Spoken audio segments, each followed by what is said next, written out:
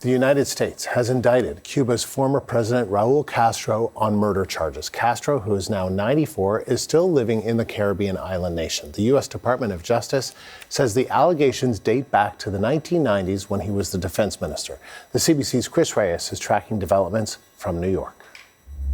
So this happened in 1996 when Cuban military shot down 2 civilian Cessnas that were being operated by Brothers to the Rescue. It killed 4 people, 3 of them Americans, 1 permanent U.S. resident. All were part of the Cuban exile community in the U.S.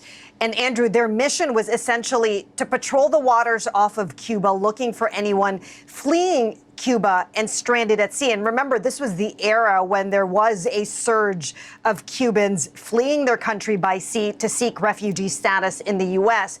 And for decades now, since those 2 planes were shot down, families of those men killed have called for justice and accountability. They've been backed by their Florida U.S. representatives who represent a sizable Cuban-American community here in the U.S. Here's what Acting Attorney General Todd Blanche announced. As alleged in the indictment, Raúl Castro and 5 co-defendants participated in a conspiracy that ended with Cuban military aircraft firing missiles at those civilian planes and killing 4 Americans. Those are the allegations returned by a federal grand jury. My message today is clear. The United States and President Trump does not and will not forget its citizens.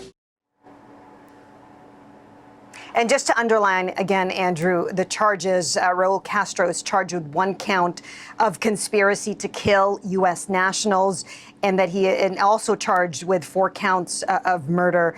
And he's not the only one named in this indictment. Several other men, including those who were involved in shooting down this Cessna. Now, as you mentioned, Raúl Castro is 94 years old. He's been seen recently in public appearing frail, but by all accounts, he's still very influential in Cuba, with some reports that he's part of the U.S.-Cuba talks happening right now. The big question, of course, Andrew, is that now that he has been indicted, how will this arrest happen? How will he be brought into U.S. custody? Will he be asked to surrender? Todd Blanche answered that question. He was a bit vague about it. He said that how he would go about, or how the U.S. would go about doing that, depends on the circumstances of the case, and that he wasn't going to go into detail how that would happen. But he did emphasize that this is not a show indictment, and because there is a warrant for his arrest, he expects Raúl Castro to either show up in the U.S. by his own will or by any other way. The CBC's Chris Reyes in New York.